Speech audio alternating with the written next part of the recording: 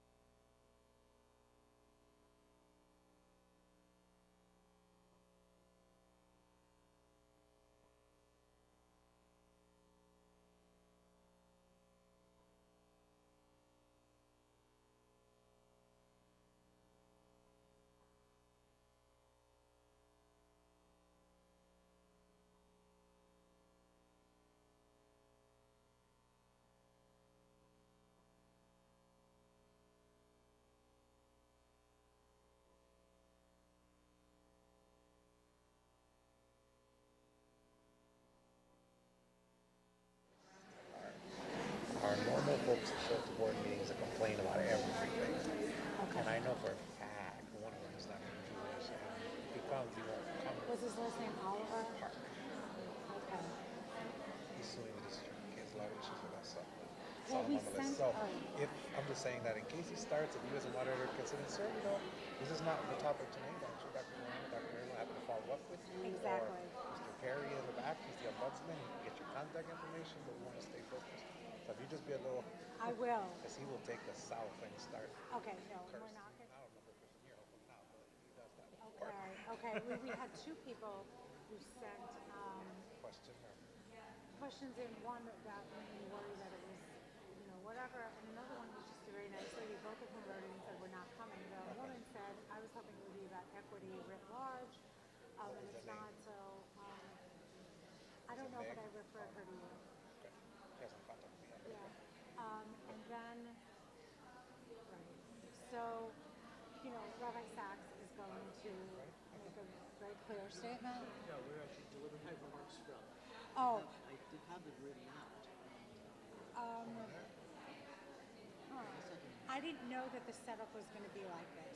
So there Well, you can usually stand in would front be of a us. podium right here. You want to bring that little stand? Use a microphone stand, I suppose.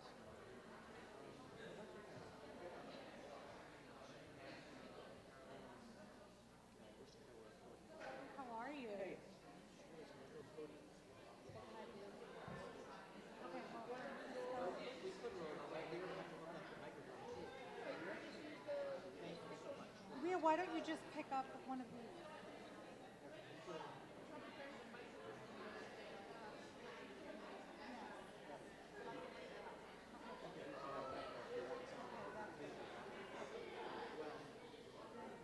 You're saying take the podium away from the You want to wheel that over? That looks better than the music. It breaks. You don't want to be responsible for that podium. Jeff and I, we can be responsible.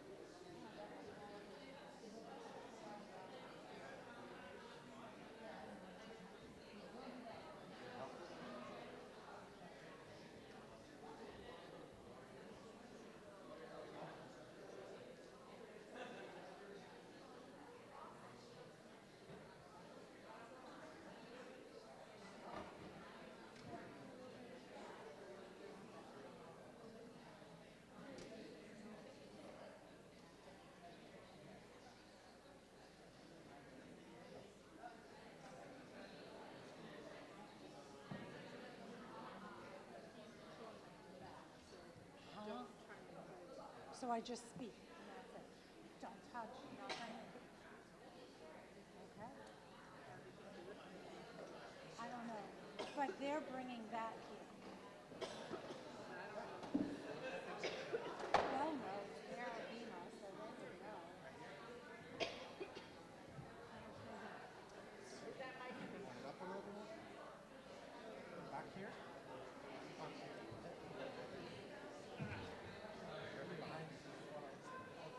It's better. Do you want an angle?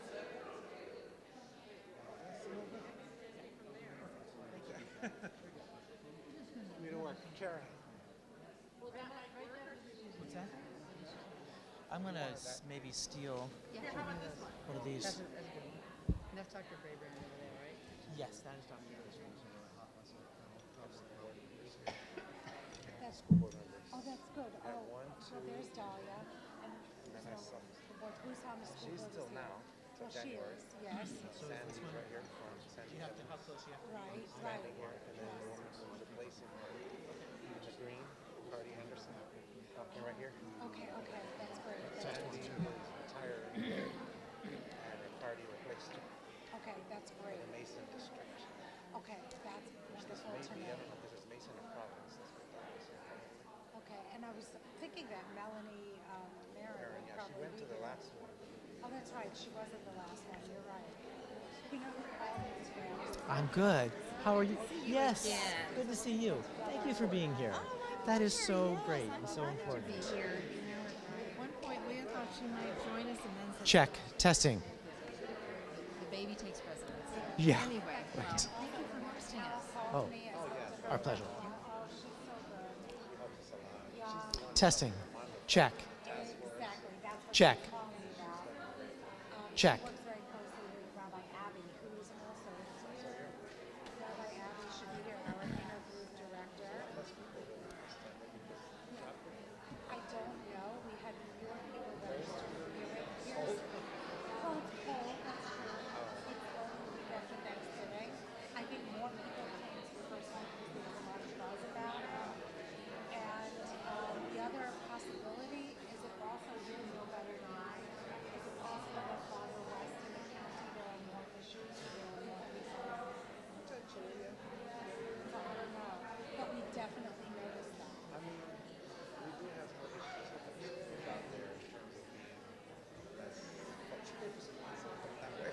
I will tell you, somebody sent me something yesterday. Put it that way. Somebody sent me something yesterday saying I would not print this, but I just want to share this with parents.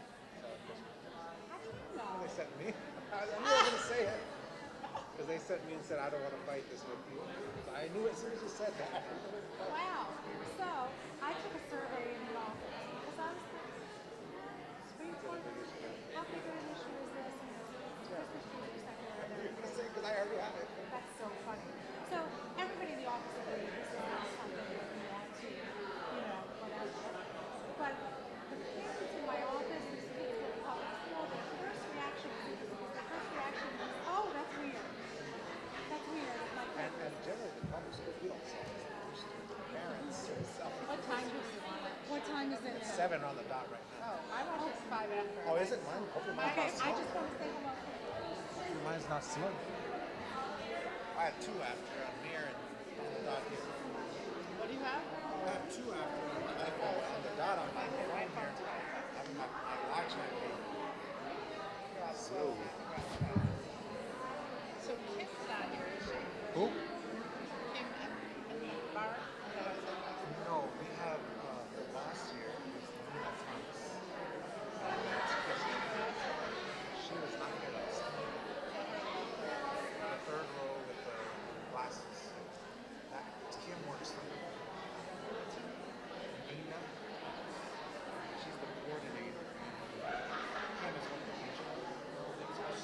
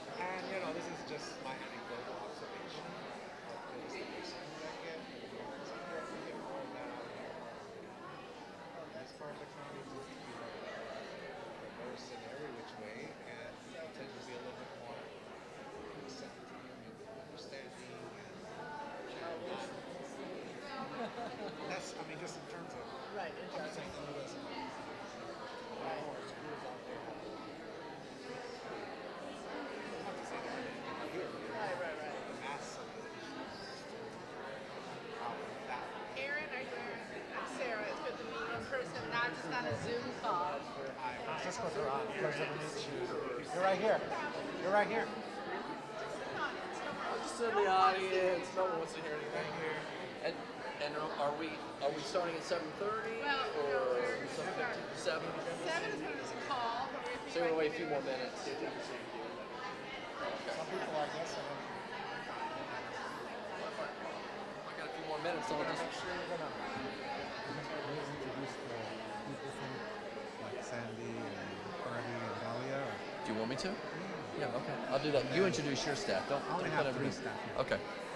I'll do And the I'm board not gonna, members. I don't think I want to really do the presentation part again. Let's just listen. I mean, I don't think they want to hear us talk. I've told you, I trust. Yeah. Do you want to say anything, or just say we're here I to can listen? reference it, but I mean, we're really here to listen. I don't want to get into a presentation. Good. That's good. Somebody that has more time, you know. Yeah. I want to tell And people this is about- from when to when? This is from when to when?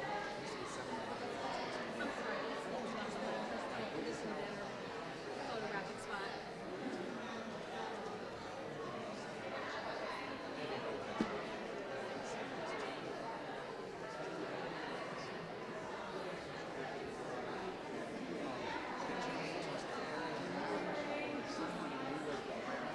Right. All right.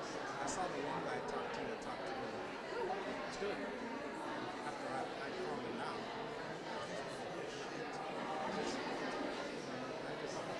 He was up here and I talked to him.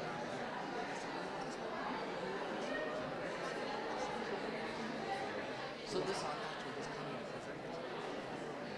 Good. So the Nuggets is the and what I've learned is he's even debated the Jewish community and to young. It's a social studies people. How many stories can I tell tonight? That's all I have.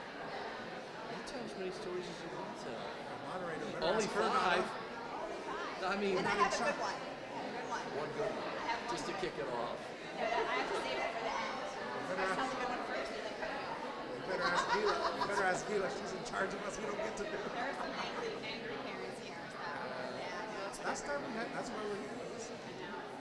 Gila will be the one to put out. I sent you an email today Okay. about emails. All right. Sent you an email about emails. Okay.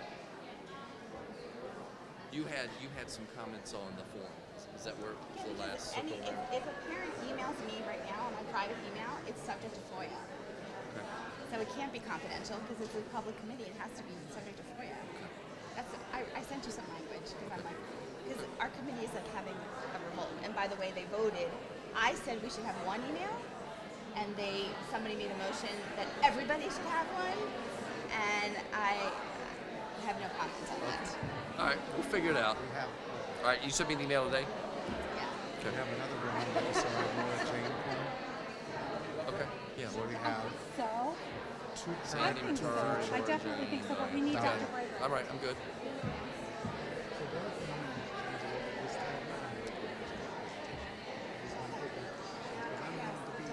I don't want to be here. We could just say we've given you some of this material. You gonna put up some signage? Sure.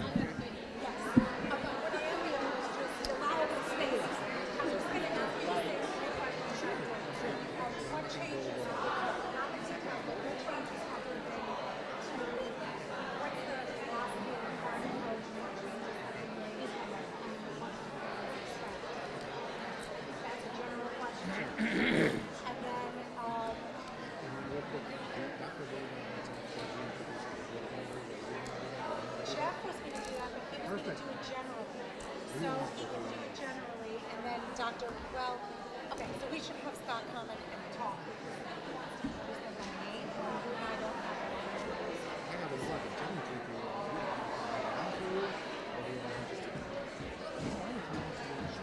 We just want someone. He doesn't necessarily care. He does it I feel because like we're the, Jeff and I are hosting, so it's part of the so when we give you a tell you the name, real quick, I don't know what it's for. Okay, just hang on. Write them real quick.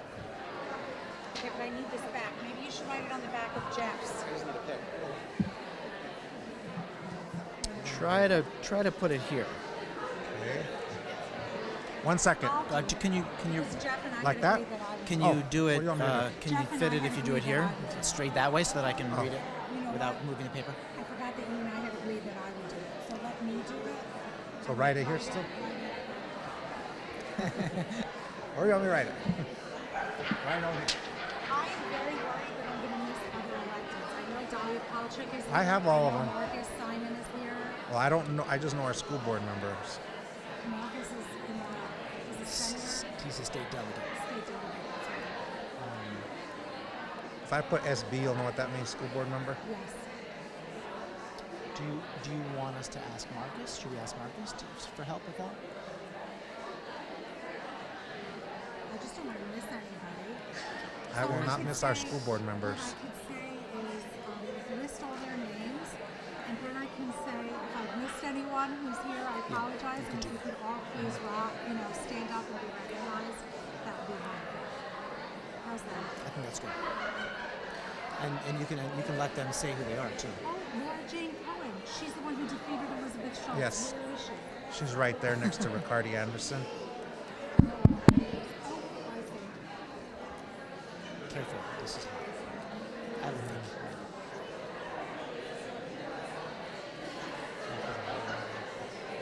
They're in here. They are. I know them. I know them.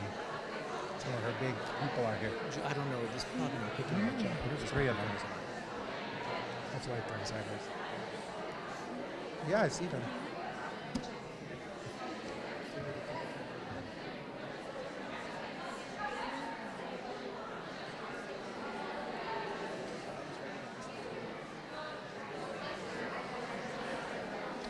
Okay. That's the only board members here. Like, I don't know the other delegates. Those are all my board members. Okay, and let me just write Marcus Simon. Marcus Simon, Delegate Marcus Simon. And did I forget anybody else? No, that's it, because Dahlia, I'm going to say, is the incoming on the Board of Supervisors. Right. Yeah.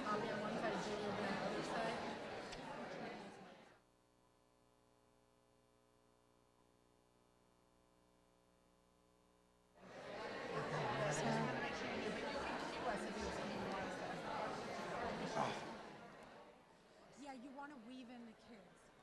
But, they asked not to be first. Just if a kid raises, just be sensitive to them raising their hands. I think that's all we can do. So I'm just going to have to motion to say that somebody is. Right, or directly to Joe, who's sitting there. I start coughing, I'm just going to go out, come back. But I already have 2 coffee. I'll just We need Dr. Bray. Dr. Bray. Oh, these are off. These are off, so I can't do it. They were on.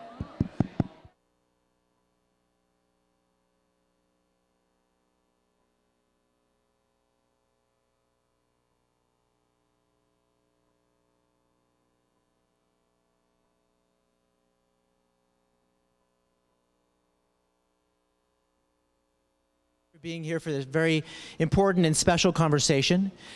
Thanks to Superintendent Dr. Scott Braybrand and Chief Equity Officer Dr. Francisco Duran for joining us to talk about anti-Semitism in the Fairfax schools.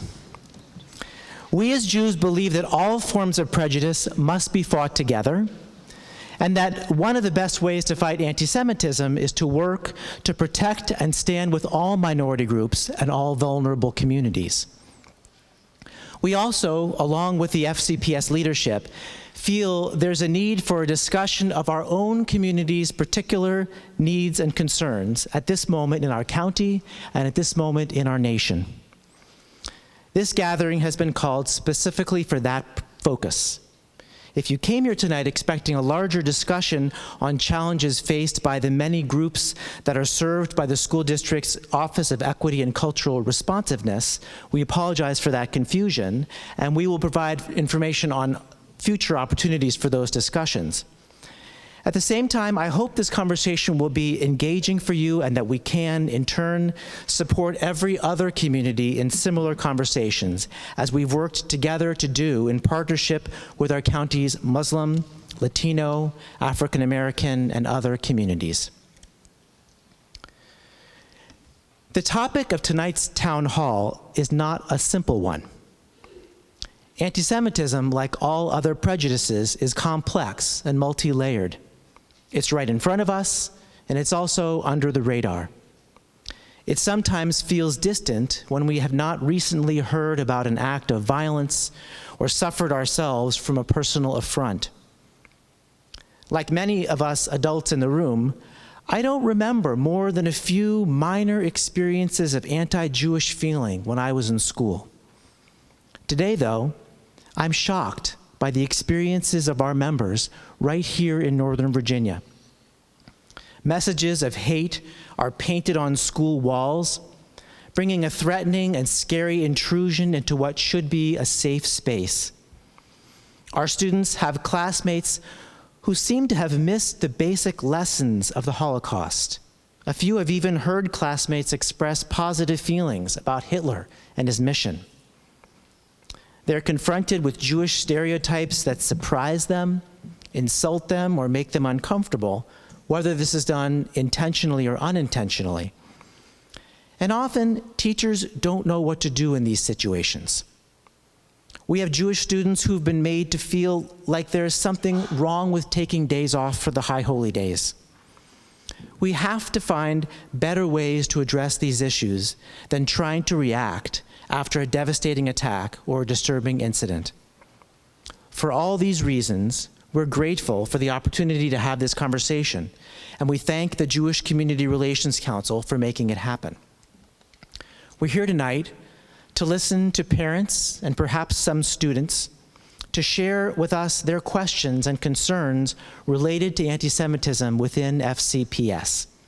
This may be about how the schools respond to incidents like the ones I've mentioned, or it may be about practical issues of missing school for the holidays and sensitive treatment of religious differences in class. We, as Jewish clergy, have worked with the county for a long time to address these matters. We know the school district works hard to solve problems. We also know that its leaders need our help in finding solutions that will make it feel safer and more fulfilling to be Jewish in the Fairfax schools. So to begin this conversation and this evening, I turn it over to Gila Franklin Siegel, the Associate Director of the Jewish Community Relations Council. Thanks, Gila. Thank you, Rabbi Sachs, and I also want to acknowledge Rabbi Schwartzman, who is here somewhere. Can everyone hear me? Excellent. Thank you, Rabbi Sachs. Thank you, Rabbi Schwartzman, and the rest of your amazing team here at Temple Road of Shalom. This is the second of two town halls that we are doing with Drs. Brabrand and Duran, and we thank them so much for making themselves open and available to dialogue with parents and other members of our community. We're so glad to have a wonderful turnout tonight. And the first thing I want to do is acknowledge our elected officials who are here with us this evening. We have several members of the Fairfax County School Board, both outgoing, current, and incoming. And so I'd like to introduce them as well as any other elected officials. Sandy Evans. Dahlia Polchik, who is both a current board member and incoming member of the Fairfax County Board of Supervisors. Laura Jane Cohen, member-elect. And Ricardi Anderson, also a member-elect. I also want to welcome Delegate Marcus Simon, who is here. Thank you all so much for being here. We appreciate you being here. We appreciate you coming out to hear from parents and from students, and we're very thrilled that there are also students in the room with us. So the Jewish Community Relations Council of Greater Washington is the umbrella group for over 100 synagogues, schools, membership organizations, advocacy organizations throughout the Greater Washington area. We do everything from Israel advocacy to lobbying in Richmond and Annapolis to interfaith and intergroup relations. A huge priority for us, especially over the last couple of years, has been education outreach. We are here to support parents in all of the school districts throughout the Greater Washington, D.C. region. We both provide resources and advocacy to parents. We work closely in partnership with school administration, and we provide direct programming to the schools. We bring Holocaust survivors, for example. Last year, we brought Holocaust survivors to speak with over 5,000 public school students and teachers throughout the Greater Washington area. And we also have several teen empowerment programs that are peer-to-peer that focus on helping Jewish students to share with their non-Jewish peers what their Jewish identities are, what their experiences as Jewish teens are, and how to respond to anti-Semitism, both here and when they go onto college campuses. So this work is a huge priority for us. Your concerns are a huge priority for us. And I want to just very briefly introduce Sarah Winkleman, who is in the back, who is JCRC's Director of Education Program and Services, who is an amazing resource for parents throughout this region, and Rabbi Abby Sharofsky, who should be here. Okay, who is waving to us, who is our Director of Interfaith and Intergroup Relations, because so much of this work, as Rabbi Sachs said, occurs not just in terms of advocacy on behalf of the Jewish community, but walking step in step with our coalition partners from other faiths and other ethnicities, because hate is hate. So, before I introduce Dr. Brabrand and Dr. Duran, I just want to lay out the evening for you. We're going to be short on upfront presentations because we want to leave as much time as possible for dialogue. This event, as the first town hall, is the result of a relationship that began last spring. And I want to emphasize our gratitude for the openness and genuineness with which you have responded to our concerns and our interest in moving the ball forward to address some of the very, very real concerns that our community has in this climate. When you have a situation where it seems to be in the Washington Post every other day that there are swastikas on schools and synagogues, that does have overall, over the long term, a profound psychological impact on our community. And I think that it's important for us to be in this proximity, to have our voices heard, and we are grateful to you for being here. With that in mind, a dialogue, the foundation for a dialogue is civility and respect and appreciation. And I request and will insist that when we have that dialogue, that we do so within that framework. And also a friendly reminder, the dialogue is about questions, not statements. Questions end with a question mark. We really want to leave as much time as possible for an exchange that is productive. So without further ado, I am very pleased to introduce Dr. Duran and Dr. Brabrand. Dr. Duran is the Chief Equity Officer of the Fairfax County Public Schools. The Chief Equity Officer supports and leads efforts by FCPS to align actions around the shared value of equity, ensuring that FCPS does all that it can to unlock the potential of each student. As the first in his family to graduate from college, Dr. Duran knows that education is the key to opening the door for possibilities. Duran earned his bachelor's degree in education from the University of New Mexico and went on to earn a master's degree in educational administration and a doctorate in organization and leadership from Teachers College, Columbia University. He served in numerous capacities in school systems, including principal, regional superintendent, and superintendent. Dr. Braband has been the superintendent of Fairfax County Public Schools since 2017, a position the Washington Post termed, quote, one of the most demanding jobs in public education. He returned to FCPS after spending 5 years as superintendent of the Lynchburg City Schools, where he oversaw increases in the Virginia Standards of Learning pass rates in math and reading, and in the graduation rate, particularly for economically disadvantaged students and for Black students. Dr. Braband began his career at FCPS in 1994 as a social studies teacher at Herndon High School. He served FCPS as principal of Fairfax High School and as an assistant superintendent. He's a graduate of Georgetown University with a master's in education from GW and a doctorate in education administration from Virginia Tech. We're very pleased to welcome you here tonight as our guests. I want to just start off the conversation by asking both of you if you could just take a minute or two to talk about what changes have been put into place with respect to addressing issues of equity and addressing issues of bias over the last couple of years. In response to the very real developing changes on the ground in reference to these issues, and what parents can and should expect from the systems that you've put into place. All right, good evening. Is this working?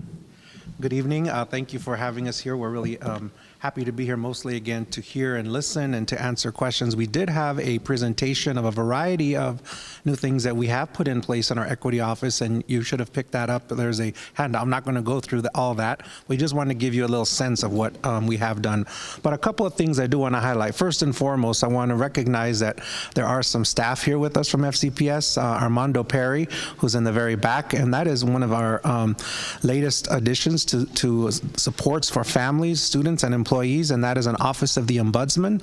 And it's an office, and I hope that tonight you'll take a moment to go back and meet him and get some brochures to learn how we have put in place an opportunity for community members, students, staff, and parents to have a confidential space to share with us. We're here tonight in a very open public space to listen, but we also know that there's a need for having that space and that confidentiality for folks to make sure that their voice is heard. So that's one very exciting thing that we are embarked upon 2 years ago. We also have recently put in place an Office of Equity, where we have equity and cultural responsive specialists, one for each region, who support our schools and principals around issues as it relates to understanding and knowing all of our students by name and by need, and making sure that we are putting systems and structures in place to help support and recognize and value everyone. They have been on the ground helping do professional learning with our staff in particular, but also hearing and bringing back some ways of strategies of how we can improve. Along with that, we have a equity lead, which is maybe some of you might in the audience might be equity. Is there any equity leads in the audience, if you raise your hand? Last time we had quite a few, and we don't see any tonight. Equity lead, which is a position in each of our schools and offices. It's not a full-time position, but it's generally a teacher or a counselor in the school who receives additional support to help us with that professional learning. So we're really excited about that. We also have begun the work around how we can be more responsive around issues as it relates to what we're here to talk about tonight, but we have a long way to go. We've begun our journey with really thinking about how we can provide suggested accommodations for testing. So we have, 2 years ago, we developed a religious and cultural consideration for testing web page within our it's in our intranet. It's not for the public, it's for our teachers to have as a resource to look at around testing, where we have identified key major religious observations that would, various holidays and observations across all faiths, where we have basically outlined where and when teachers should be paying attention to the testing that is occurring or that they're providing. We've also, at the district level, for all of our district assessments, begun to look at a calendar around how we're making sure we're providing either one, not scheduling on the various major observances, but if they are scheduled, then how are we providing more accommodations? That is something that we have done at the district level, and we have a lot more work to do, because where we have next step to go is really around classroom assessments and really those assessments that aren't scheduled at the district level per se. So that's something we need to work on, but we've begun that journey. We've also have some regulations put in place for staff and students to take off on religious observances, but again, we know that with that comes a burden of why do we even have to take off on certain holidays. So we're really looking at what are those holidays in the calendar. Our school board tasked us last spring to, at the end of the school year last year, to develop a task force.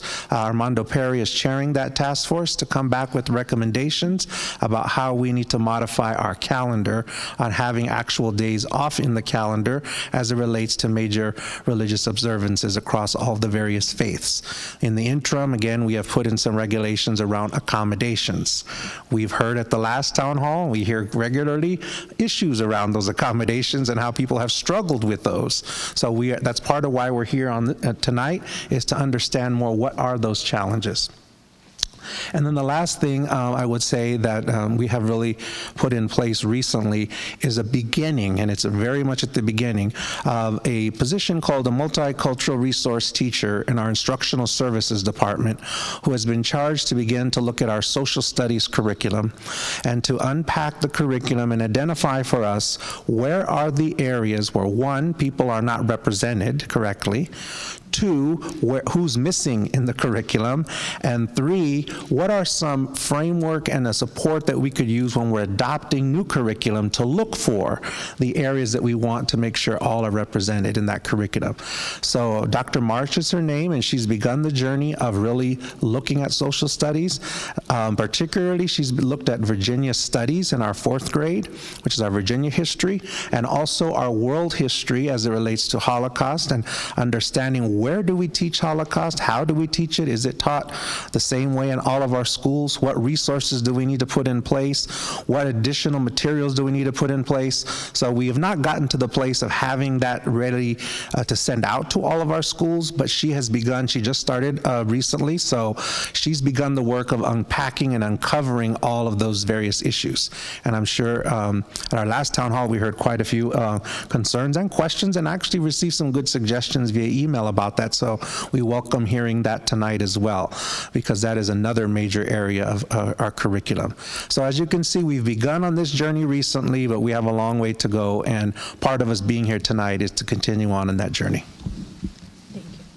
I would just want to share, we've got a lot of what going on that's really happened over the last 2 years around equity, but part of this is about also talking about how and the culture of our school system, and acknowledging things and making, I said last year at our leadership conference, we need to become more comfortable with people being uncomfortable, right? Including maybe even me tonight with what you're going to share.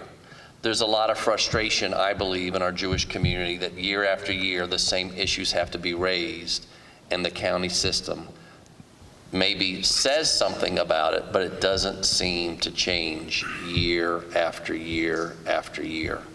And it becomes very frustrating. I am on this journey with equity, and part of being the leader is putting yourself in situations that you haven't been in before, to let principals know that's okay, to let teachers know that's okay.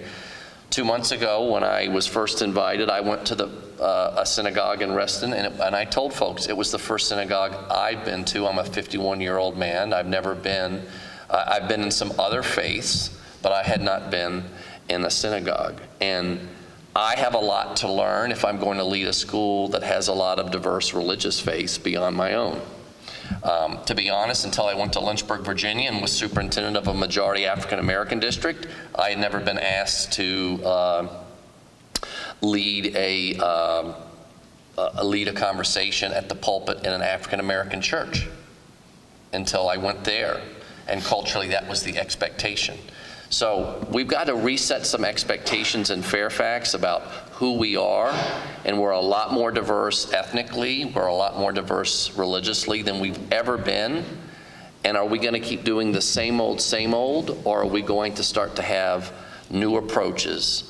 And part of the new approach is we need to come where the people are. This is your sacred place. I'm honored to be in it, to better understand your faith and what it means to have that faith intersect with our school system.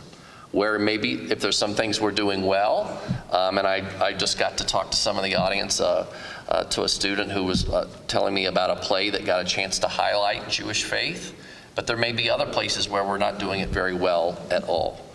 I want to acknowledge up front that the calendar remains an issue. Fidelity of implementation to our accommodations has been less than perfect, and many would say not good at all.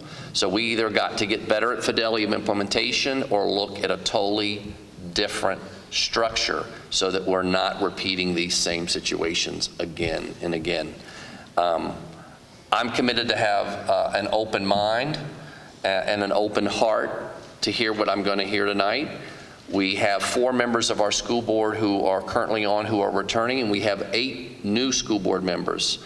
And part of what I want to do is help set the table to them that we need to be out and listen to our community to help guide us with equity. We may have some of our own ideas about what equity looks like and what we should do, but we need to ask our community. So we're here to mostly hear tonight. Francisco and I brought notebooks last time, and we started with a little bit of it, and then he asked me tonight if I was bringing my notebook. I said, I don't even know if I know where it is. People hand me notebooks every day. But honestly, we pulled aside tonight and said, I'd rather no notebook, no presentation, no PowerPoint. Let's just hear from people, and maybe it's a lot of listening. I don't promise tonight I have every answer for everything you're going to say. And I apologize in advance for some of the things that you've been made to feel in the school system because of your faith. Nobody in my life and my journey has ever come into my place of worship and attacked me, as happened in Charleston, or you, as happened in Pittsburgh. And to have that feeling to know that someone hates me just because of what I believe is not a good feeling, and no kid needs to feel that way in Fairfax County Public Schools. So there is no place for hate in the school system. There is no place for it. And I pulled all our principals in a month ago with Francisco and our senior leadership and said, you need to make clear to your faculty and to students that there is no place for hate. I think part of our reality is that we have to confront uncomfortably. We still have a place where there's a lot of ignorance. And how do we work together, right? Not to call everybody out or put everybody on the defensive, but to set the table to go, there is ignorance in here. We're an education system, and how are we going to educate folks respectfully, but forcefully and powerfully, that there is change that's needed if we're going to serve all of our students in an equitable way. So I look forward to your conversations and questions. Before we open for questions, I do want to introduce also, we have 2 other staff members from FCPS here. Nina Thomas, who's our coordinator of equity and cultural responsiveness to professional learning, and she oversees all of our professional learning as it relates to equity and cultural responsiveness and our equity leads in all of our schools. And Dr. Renee Huffman Jackson, who's our coordinator of family and school partnerships, overseeing our family and school partnership office and all of our parent liaisons. And they're here to help us listen and also to help us take notes so we can go back. And it was very helpful last time, all the notes we received, and we were able to go back and begin to discuss and think more differently about some of our things that we've been talking about, because it added a whole new lens in some ways, reinforced with our staff and others what we heard as things that we'd been talking about. And so I want to thank them for being here, but I also wanted to make sure we recognize that they were here tonight. Thank you. I think we are going to open it up to questions now. So.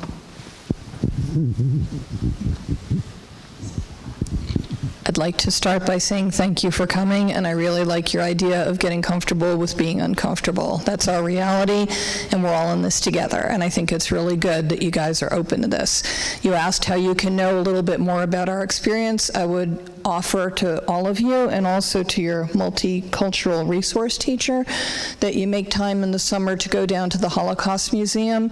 Every Tuesday and Wednesday, Holocaust survivors, the few that are left, tell their stories for free in the middle of the day. And when you hear those stories, they impact you, and you also realize how similar we all are. And the journeys that our kids are on when they come to school, they're bringing that baggage with them. I just read my son's college application on diversity, and he opened up with our family being murdered in Poland.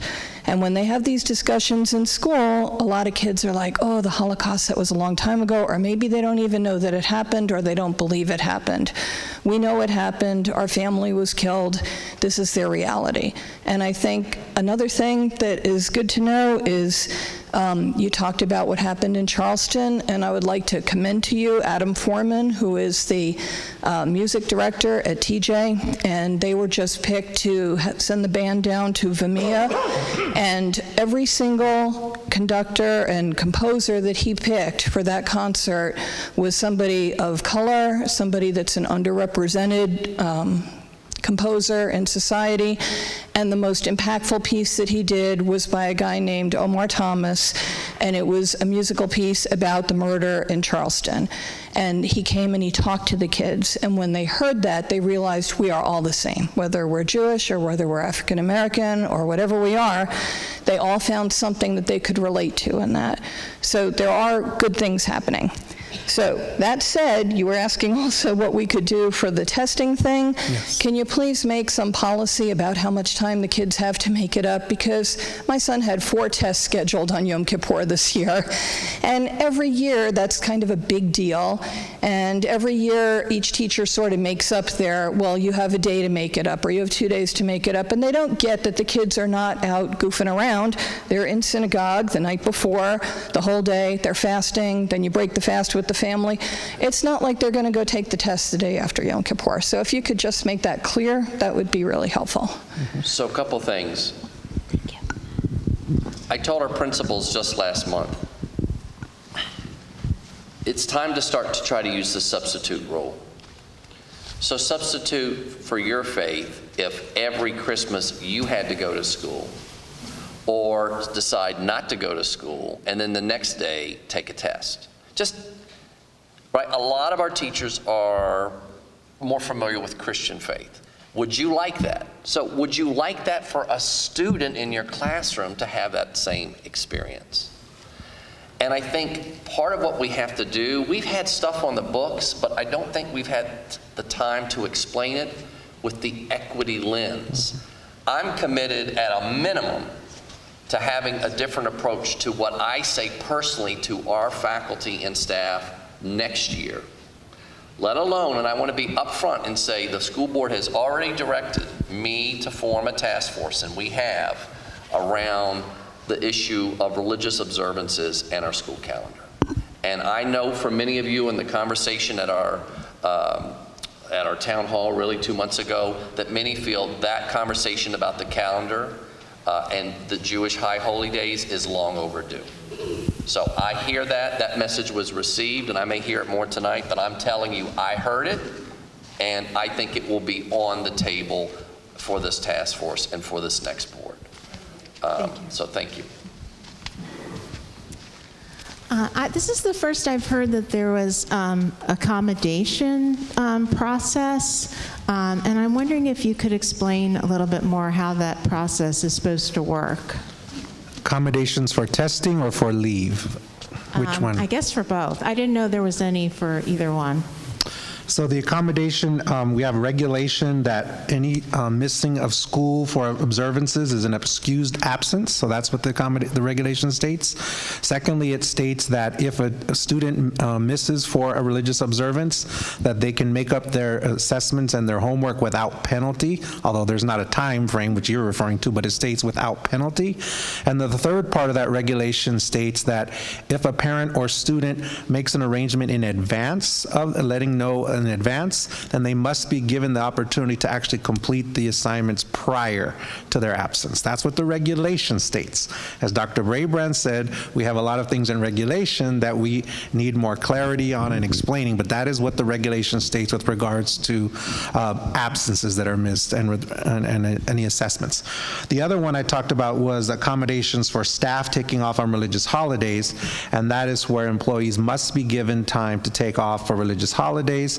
However, our regulation does state that they would need to use their personal leave, their sick leave, or in some cases, they can make up that time if it's prearranged, as the regulation states, with their supervisor, so that if they don't have enough leave to do that, that is what the regulation states. So those were the two that I was referring to when I mentioned our accommodations that are now actual regulations that are in place, that have been put in place. So Not that they're always followed that way, but So they are put in place. something on that, and I know we have note takers, so remind me that I'm saying this so that I go back and then follow this up. We buried our lead. We actually have some things, some policies and procedures that are good, but you got to go sort through it out of like a list of 5,000 pages. We need to create a portal site, an equity site for families around religious accommodations, and spell out the regs for employees, for students, for parents. Make it easy to find. It shouldn't be like trying to find a needle in a haystack. We need to openly say, we've created a theory of action this year saying one of our principal beliefs is a welcoming and culturally responsive environment. We need to create a place where you can go, click on a link, and see all of those things that are potential accommodations for religious needs or cultural needs, and have it all in one place that's easy to find. Because what I'm learning in many cases is many of our employees don't even know about some of the benefits that we offer. Many of our families don't know, and we need to do better at it. And separately is back to then explaining to our employees how these policies shape decisions you need to make in your classroom or your school around students. Hi, my name is Stacy Rose Harris. Thank you for being here. I'm a product of Fairfax County Public Schools, and I have 2 young children who are just starting out in Fairfax County Public Schools. And I was very disturbed to read about the anti-Semitic artwork that was published. I think it was at Northern Virginia Community College as part of a scholastic artwork program.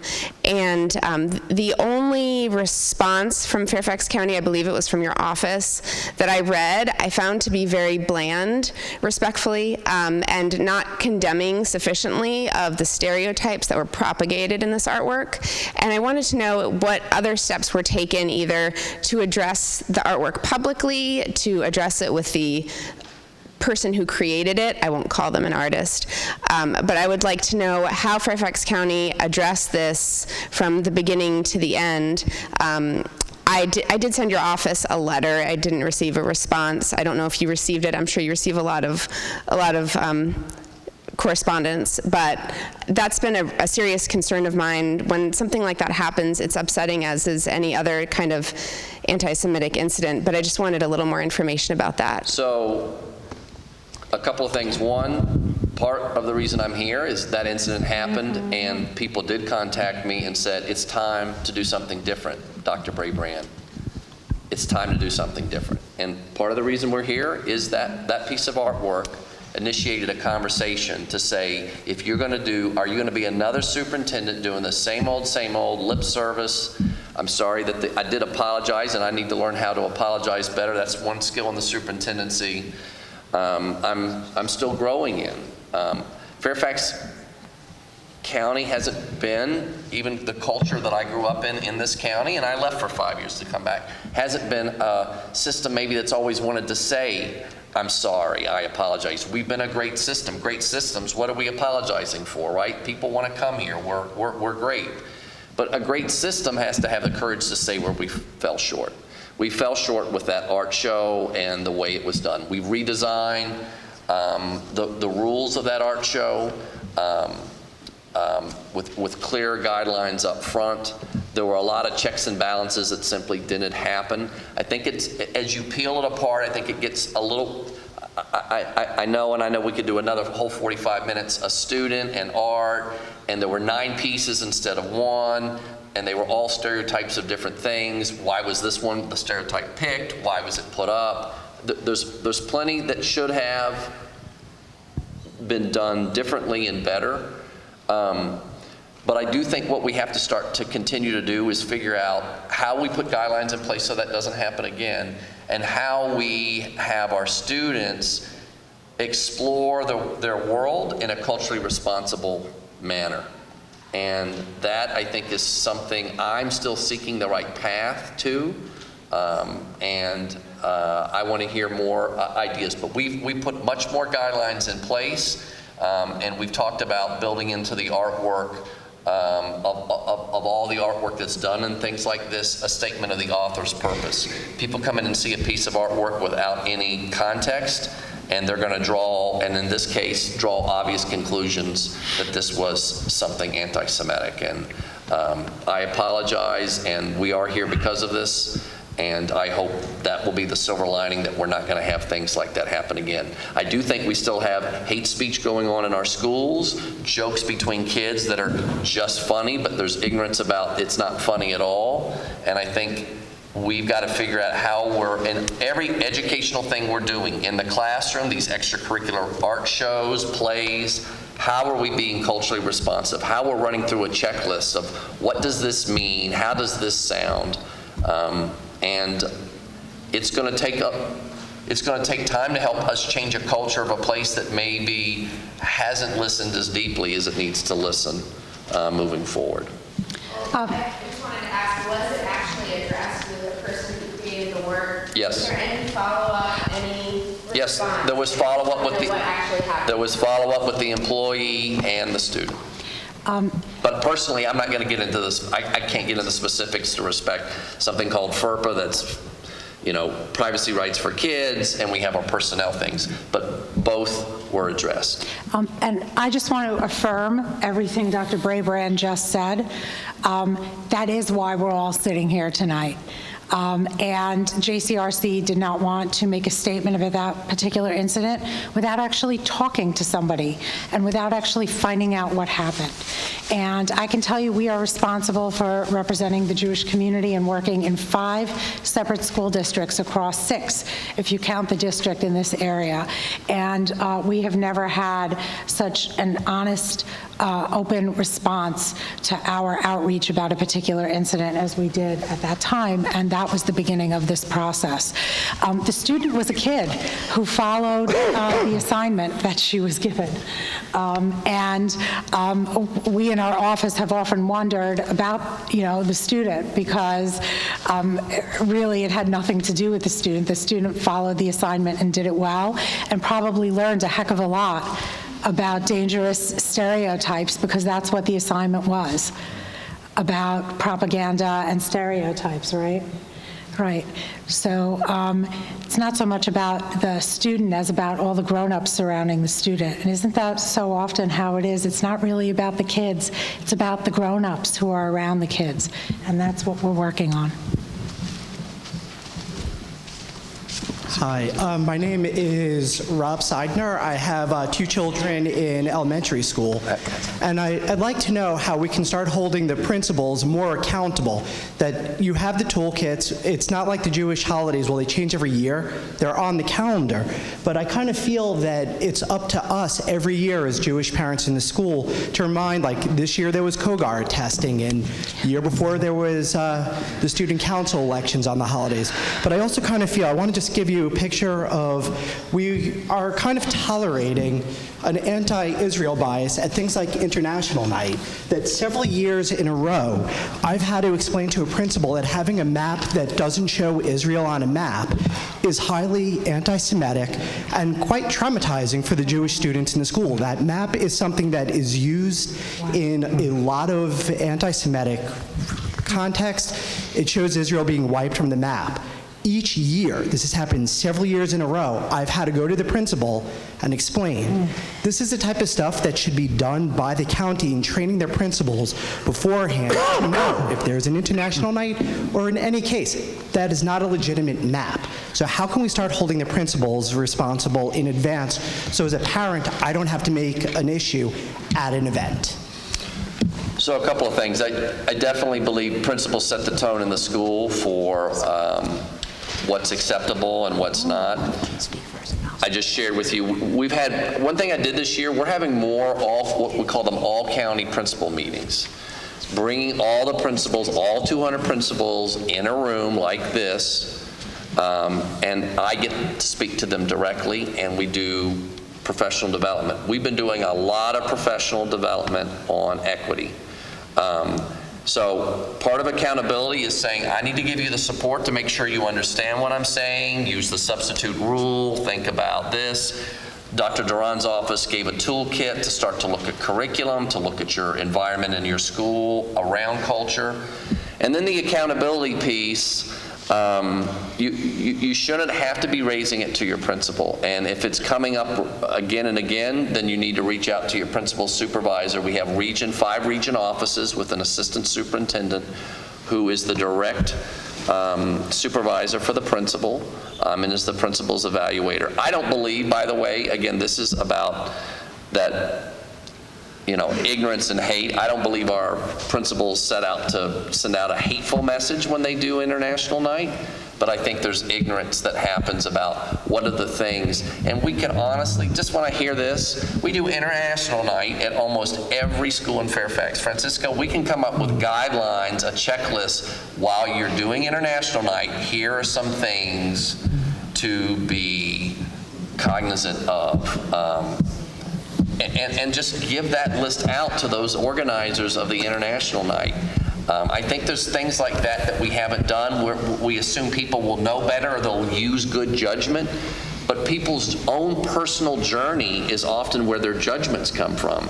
So if your journey hasn't had this come up,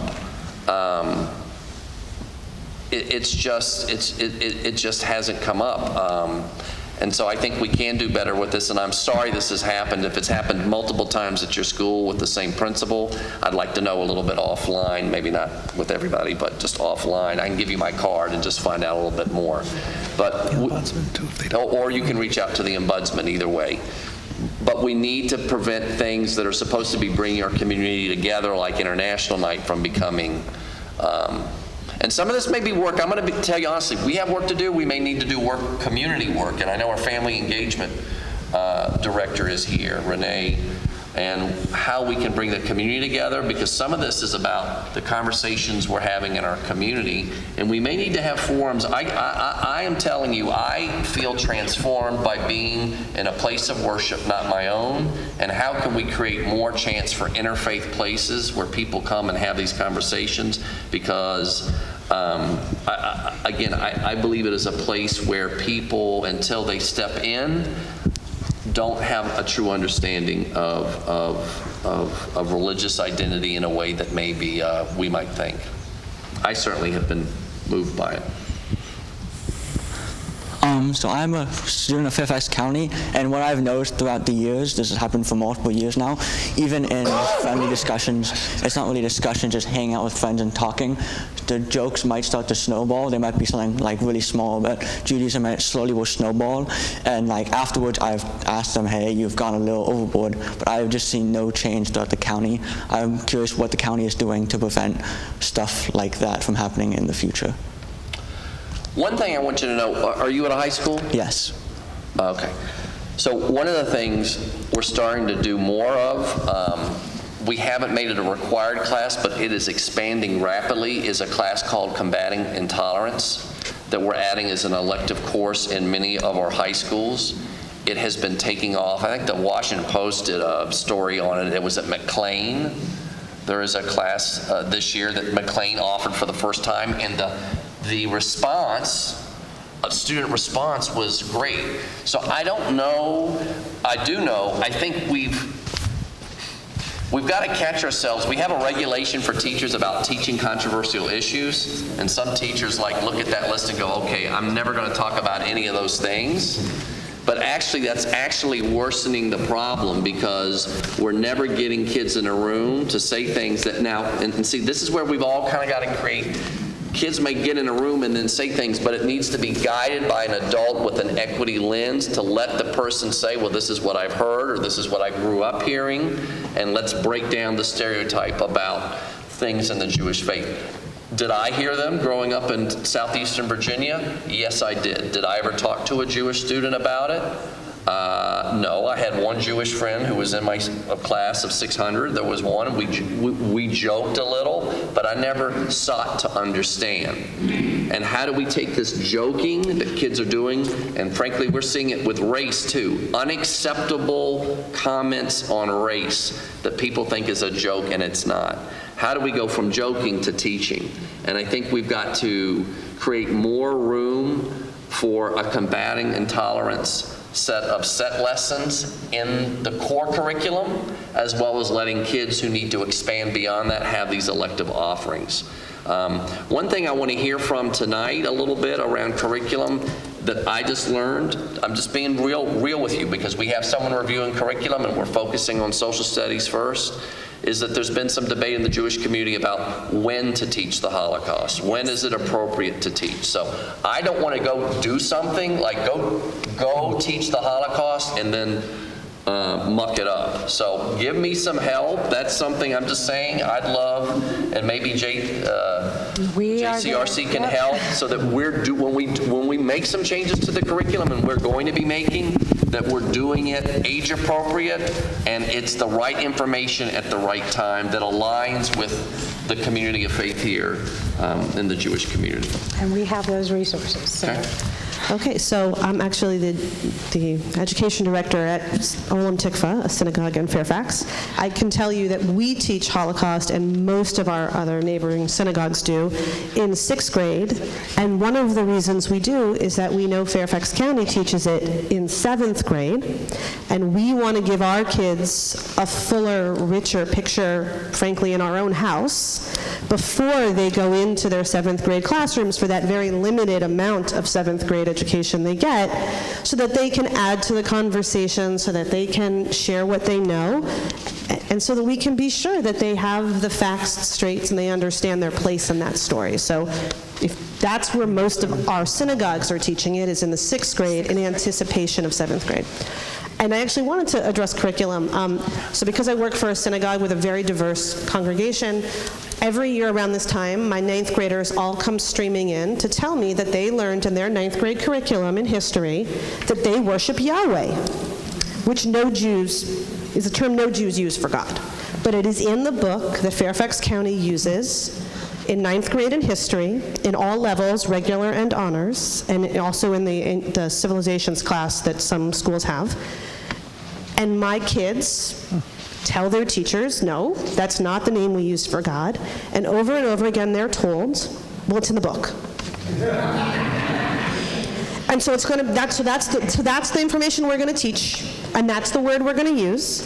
And it doesn't matter that you know it's wrong. I've had kids tell me, I have Jewish teachers who say to me, yes, I know, but it's in the book.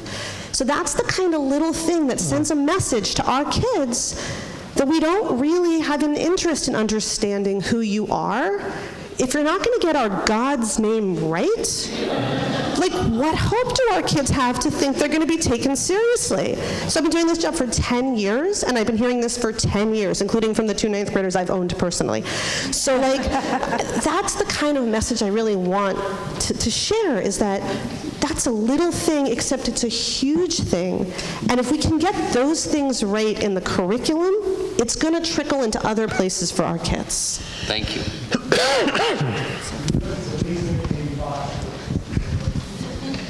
I didn't know that. Yeah, question. That's the first time. Hold it close. Did you know that? This isn't like a huge thing, but I've been doing choir since in chorus and different stuff like that with Fairfax County Schools since 4th-ish grades. I've been doing it a super long time and at different schools, and I've kind of experienced the different kinds of things that they do, and a lot of times it seems like it leans a lot more towards the Christian faith and isn't very diverse a lot of the time. And I don't know if that's just teachers' preference or if it's certain songs have to be in there. But especially during the holiday concert, I've always gotten me personally, I've gotten very uncomfortable because it's always Christmas songs, and then there's that one Hanukkah song, so that there's a Hanukkah song, and so it's diverse. Yeah. Excuse me. So that's fair feedback. I mean, 25 years in this system. So this is where I think that Fairfax has tried. We've had this regulation on the books for a long time around winter concerts, and I'm just going to say, until you leave and go somewhere else, and I did go to another system somewhere else in another part of the state, And then, oh wow, I'm glad we've had that. Like it's in the culture to have the one Hanukkah song. I'm just saying, but we are Fairfax, and that's the compliance. I complied with the regulation. How do we go to something that's about a commitment to inclusivity? That means it's not going to be a token one song, right? It's going to be an exploration of culture. Maybe it's going to be all Jewish songs, all Hanukkah songs, and one Christian song, right?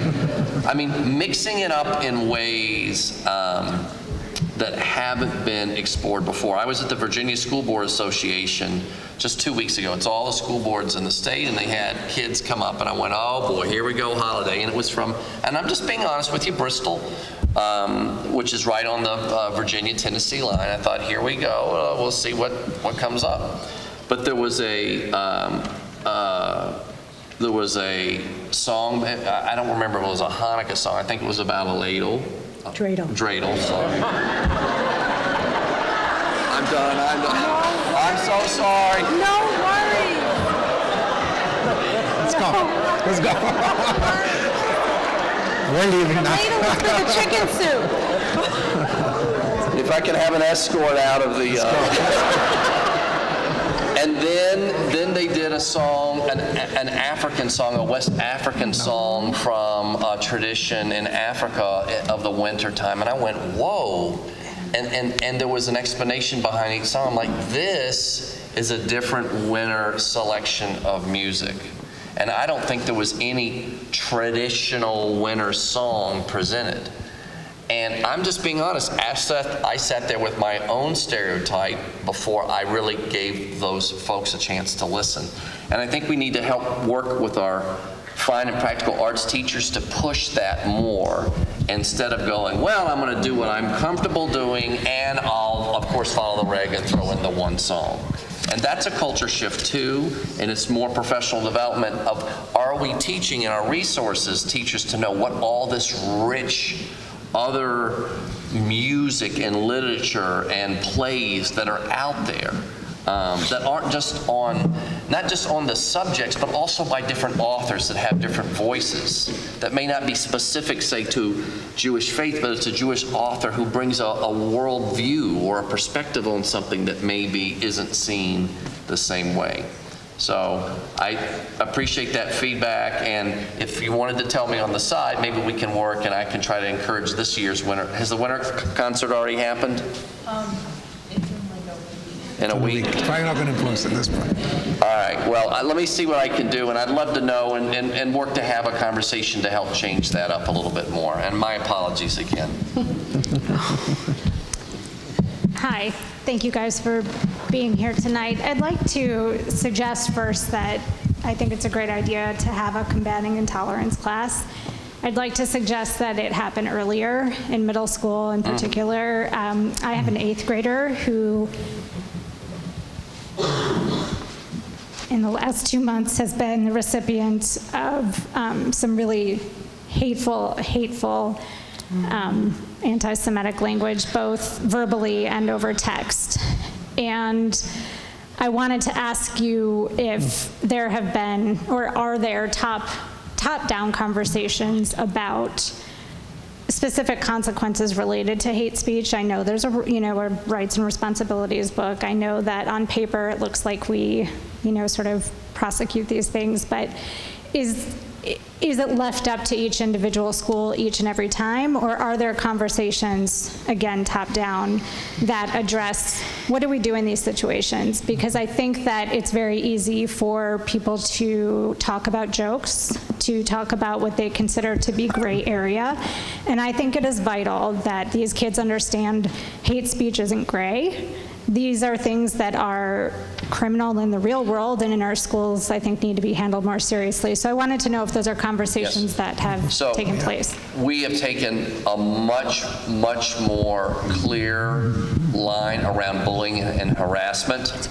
I shared at the leadership conference a year ago that we're not going to tolerate bullying and harassment. Okay, you can say that's great. We spent $700,000 in the budget last year, the school board support, to beef up our our EER to report allegations of bullying and harassment, to have more investigators to follow up and help schools get to the bottom of these situations.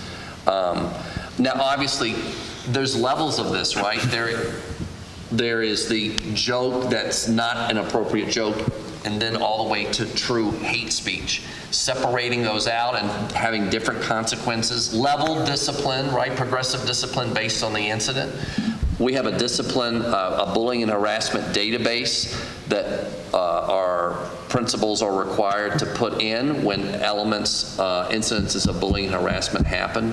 And we've been doing more and more training on that. So we're getting better at tracking that, following up on that, and having resources in the central office to help guide principals through it if it's the first time it's happened. One of the things I would just encourage you to do, I hope if you haven't spoken to your school's principal about this and asked for help and outreach, we need to get in there and we need to take some decisive action now, some interim protective measures. Your child should not be going another day in school subject to that kind of abuse. So. I do want to say that we have school, I think they're wonderful. I think that unfortunately, in fact, one of the boys involved is that they hear this language all the time. And so it's, investigating those situations as they come up, but playing whack-a-mole is not necessarily the right approach. And so, if this boy is hearing it everywhere, then obviously my son is not alone. Right. Yep, and I do think that speaks to, I think we have to figure out how we do this. In some, I'm just being real honest here. I think in some schools, our school efforts will be enough, and there are going to be some pockets where we're going to need to go and have a deeper dive in the school with the community and perhaps with other groups, community groups and groups of faith going, we need a community meeting about what is going on in this neighborhood. If kids are saying, I'm hearing this all the time, what is going on in the community? And I think we're broad enough in Fairfax that some of that, the varying pieces of that may differ community by community. Mm-hmm. So schools may have one part, but we may need to ultimately bring our community and schools together for a forum to get at this other part of that kid is saying, hey, I'm hearing this out of the school. Because that's a deeper piece. And it's going to require more than just the schools as partners to say we need to have this conversation in our community.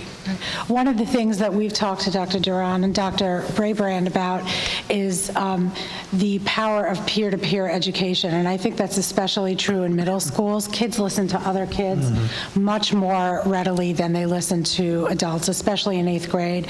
As the mother of middle schoolers and high schoolers, I know all too well.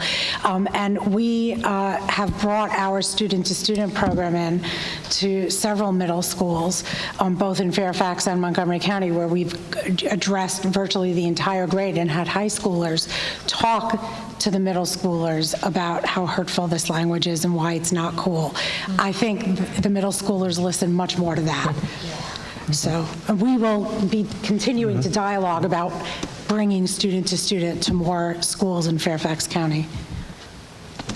Lauren Brody, parent of 2 SCPS students, and my daughter who's at Woodson High School. Dr. Brady, I got to share with you a little bit earlier, but she's had a really good experience that could be a model for spreading really culturally responsive instruction through the theater program there. She might want to say something in a moment, but they put on a play, Letters to Sala, based on the true story and work, and it was just such a sensitive exploration of the topic that involved partnering with a local nearby synagogue to the school, having a rabbi come in to speak with the students, talking to the author via Skype, and it was just and also they did not rehearse on the Jewish holidays, which I agree with some of the other feedback to, is an issue that's still there. So it was just a really sensitive and comprehensive approach. Did you want to say anything? Yes, I did. So, hi, I'm Eliana. I go to Woodson High School. I have been so impressed with the Woodson drama program.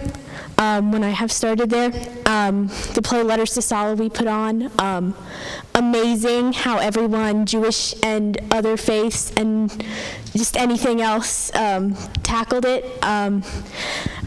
Starting at the beginning of the play, our very first rehearsal, we had someone who had their father and other family members were Holocaust survivors. She gave us a very in-depth, detailed, amazingly well-taught lesson on the Holocaust, and I, being a Jewish girl who has had education on the Holocaust, there were even some things I did not know. I still learned some things, and there were people of the cast in that room who really, really had no idea. And that brings me to what I wanted to say. The curriculum regarding the Holocaust, when you walk into 7th grade, there is spent maybe one day talking about it. And it is in the curriculum basically a bulleted list. As someone who has had multiple opportunities to learn more about it, I realize kids who are getting that kind of education on an event like that, part of the reason, and even it comes to the anti-Semitic comments on the Holocaust, I know even some of my friends, they make comments about the Holocaust that they don't mean to be hurtful, but they really are. I really think how the Holocaust is addressed in the curriculum needs to be looked at and changed. I know it may be very brief because people are uncomfortable to talk about it. They don't want to, maybe some parents are worried about their kids, just being uncomfortable. But back to what you said, getting comfortable with being uncomfortable, I think it's very important to understand really what the Holocaust actually is and what it means. So I was wondering if you are taking steps to address that. We are. We've started with social studies, which we know we're looking at K-12. And one of the areas, like Dr. Duran said, 4th grade, we've been doing for years, Colonial Day. Hey, let's all dress up as colonialists. Well, you know what? There are a lot of people who have a different perspective and story about what colonial times meant for them. But wait, it's been fun, and we've had people that want to come, and it's dress up, but how to separate out something that may have been seen as fun and a neat activity and now build an equity lens on this. One thing I want to say, so powerful, the Brodies bring forward something that can help me. Bring me some positive outlier stories where it's knocked out of the park and you're not expecting it and it's good. Because one way to motivate 24,000 employees is showing people doing it well. And we need role models everywhere, right? And this, I need to find out the name of, and I will on my own, or you'll tell me on the side. This drama teacher at Woodson and go, how do we lift up people like this and say this is the teacher of the year, not because of an SOL score, but because of something culturally responsive that they did to change dozens of kids' lives about how they feel about themselves, their faith, and other kids' interpretation.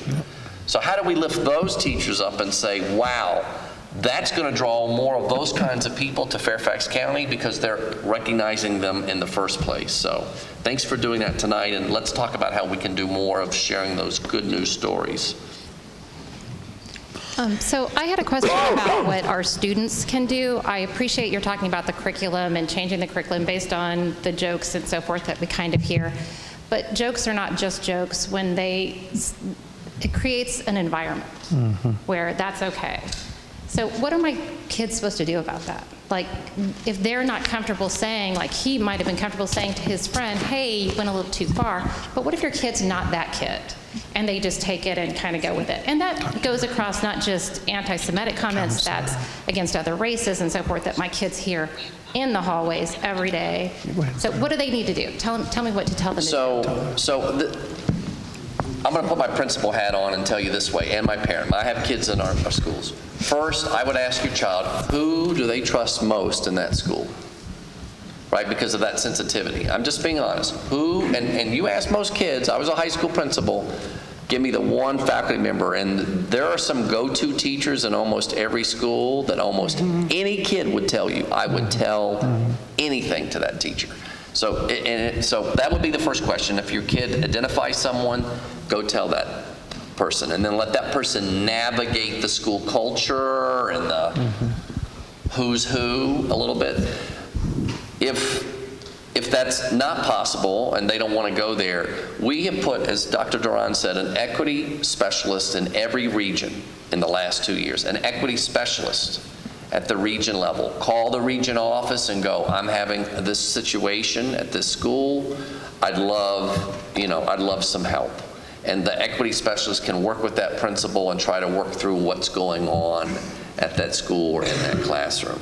But I think the most powerful is finding someone in the school they trust and then letting that person really get that conversation to the principal to try to work on what's going on with your child. That's the best way that I can suggest. And if you don't have that comfort level, go out of the school to the region office, let them bring in the equity specialist who can help support. We're trying to do equity almost like we've done every school in elementary school for 30 years in Fairfax has had a math coach or a reading coach. The equity lead idea is how do we build an equity coach, right? An equity lead at the school to go, hey, this situation, we're not going to do just choral concerts with the one song. We're not going to have these kind of jokes be seen. We're going to have these kind of messages up on the walls and these kind of celebrations. We have a checklist already for International Night.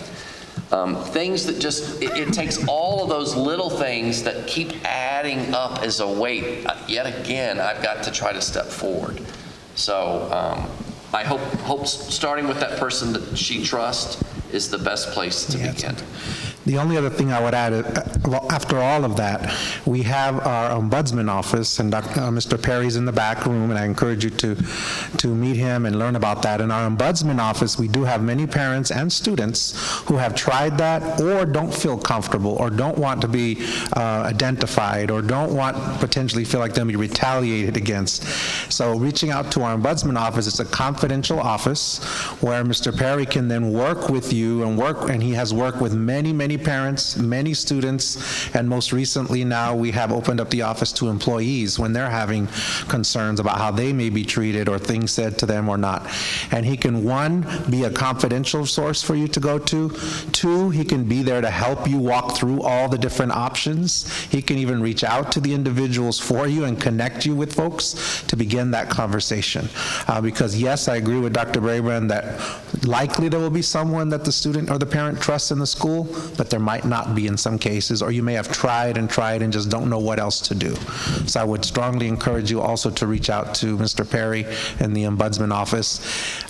They have an Ombudsman email that you can even email and talk to him that way. You can meet with him in person or call him, and there's a lot of information. He's in the back with brochure, and I encourage everyone here to also let people who aren't here in the room know about that.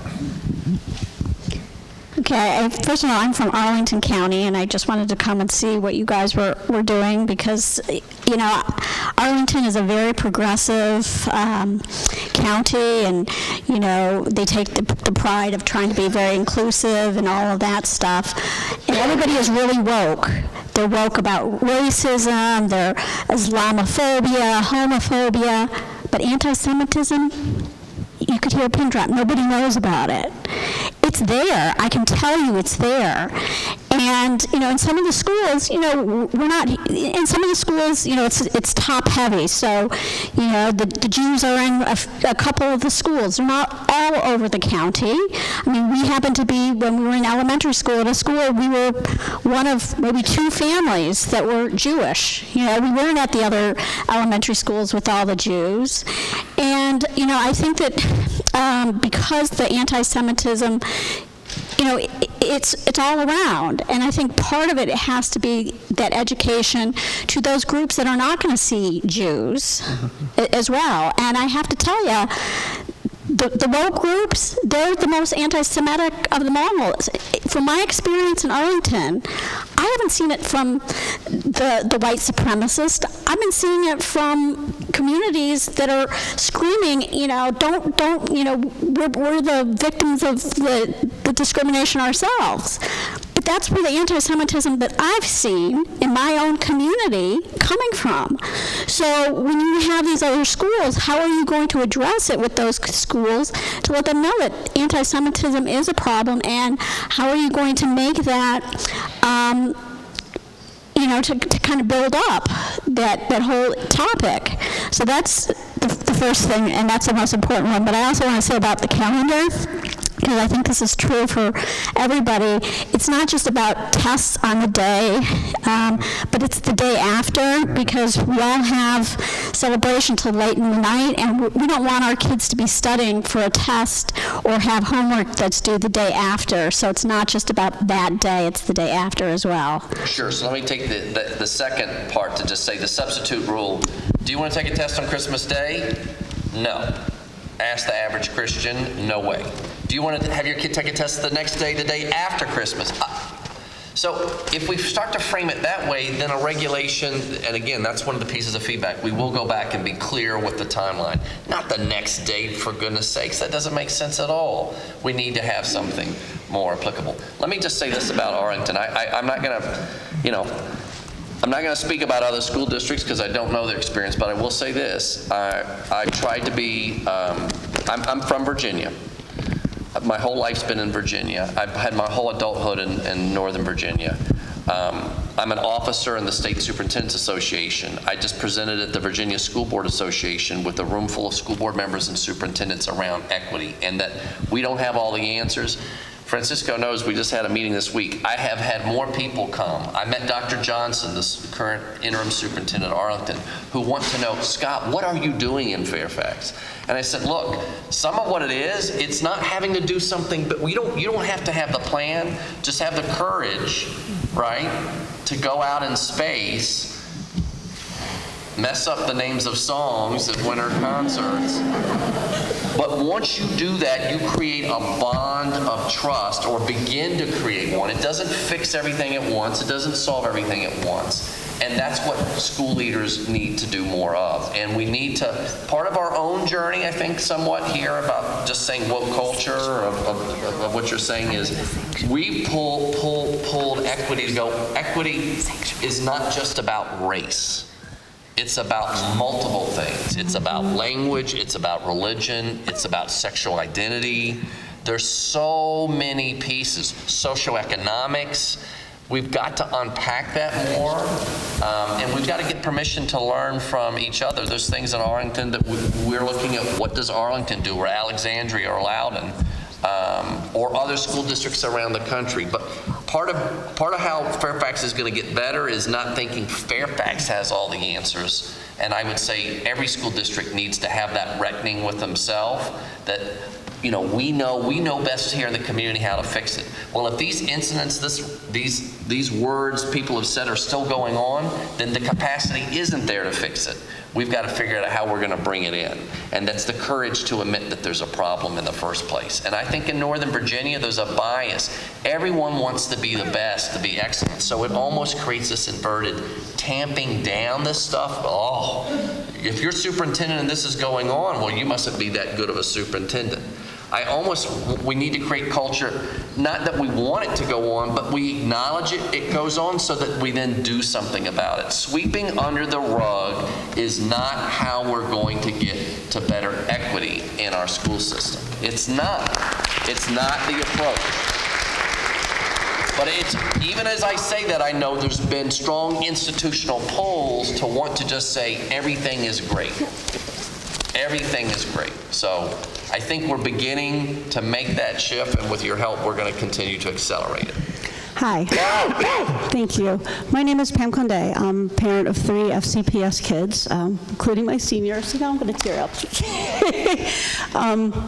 and I'm also a teacher here. I teach 8th grade core program on Sunday nights. First, thank you. Thank you for being here. Thank you for your humility, for your honesty, and for your openness to doing all this. It's one of the things we love about Fairfax County, along with the diversity of the schools that my kids have been in.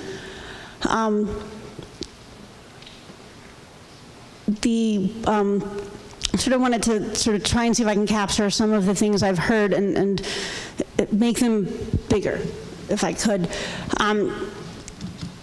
So now I'm totally going to tear up because I'm going to mention that my daughter just became a bat mitzvah about a week ago.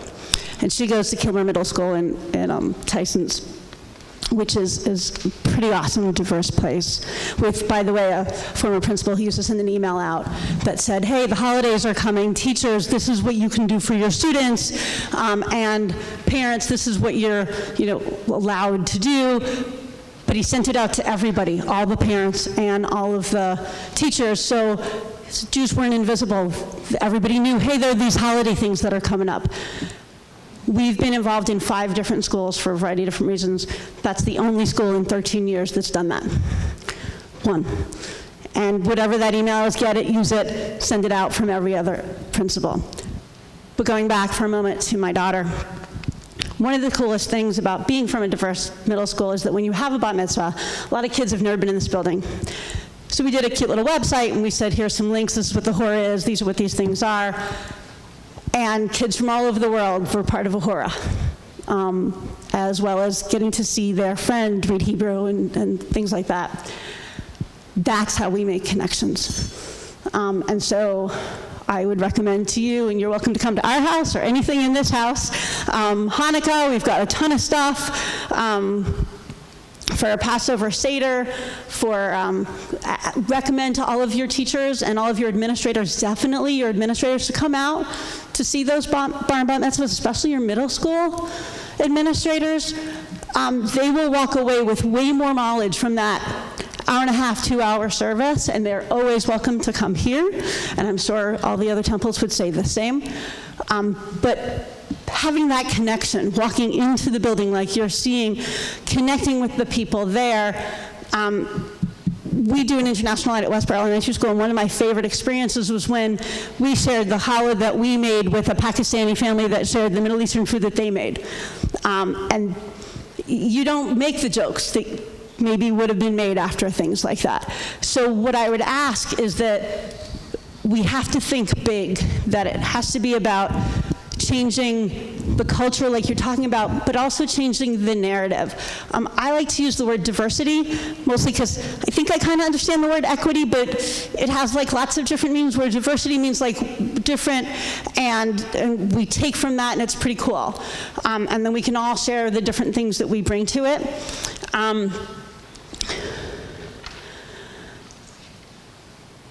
I also think, on a more concrete note, and I think the gentleman here held it very well, your principals have not been accountable, sir. We've been involved in 5 schools. Every single one of them, up until even a month ago, we're holding major school-wide events on Yom Kippur. Every single year, I have to call. And I'm often the 3rd or 4th call. I'm just one of the pushier ones.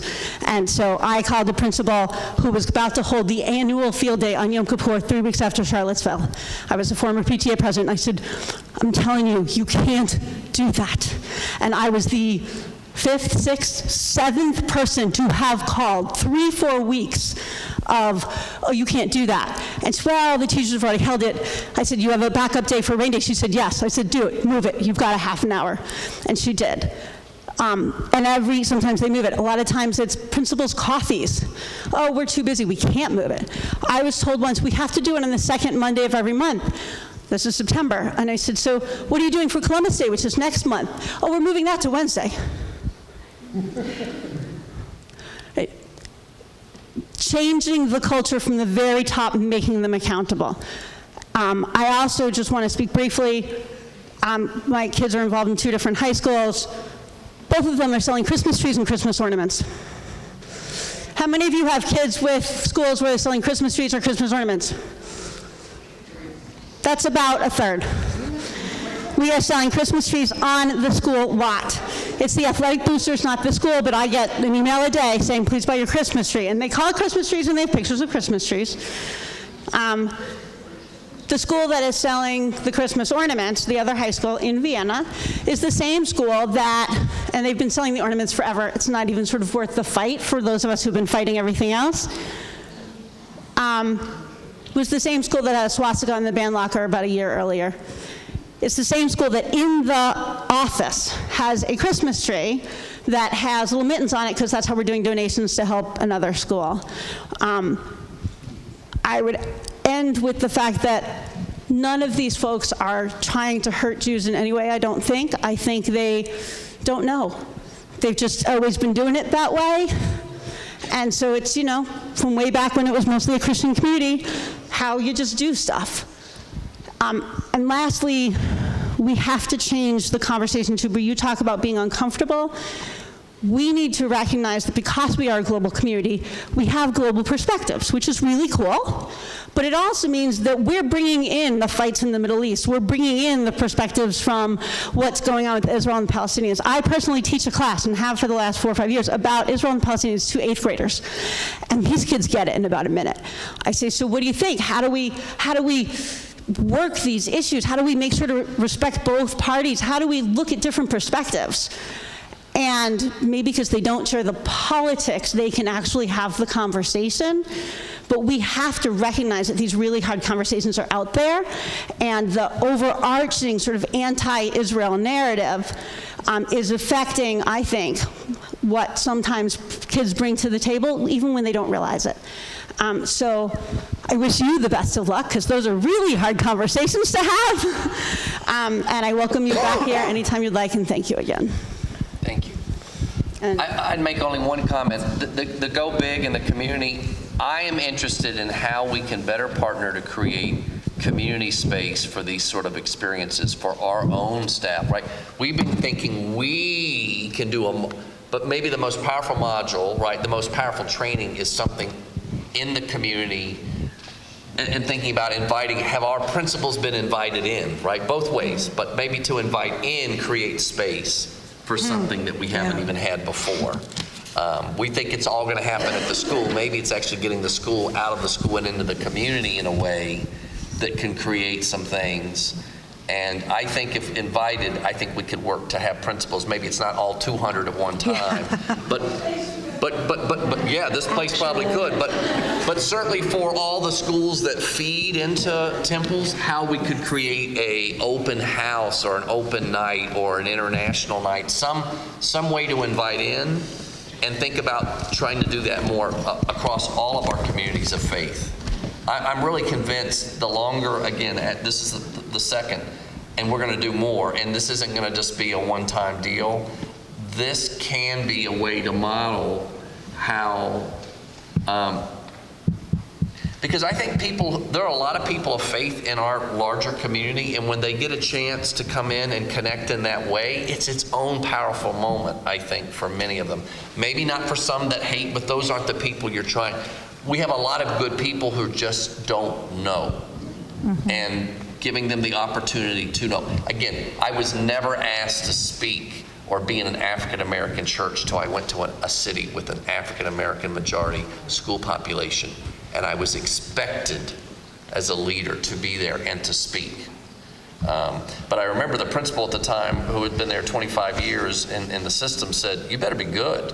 You're getting ready to go up and speak from the pulpit, you better be good. The community has a high, so it's that same demand. If we're coming in here, we better be good, but how to tamp down our own principles to go, you don't have to be good, you just have to come and listen and break bread and learn. You don't have to be perfect at it, and I modeled, I guess, that in some ways tonight. But that is part of the Fairfax thing, the fear of not being perfect or being right, and the leader who doesn't want to misstep is part of what we've got to get over to get us to a different place, a better place. I think we have time for 3 more questions.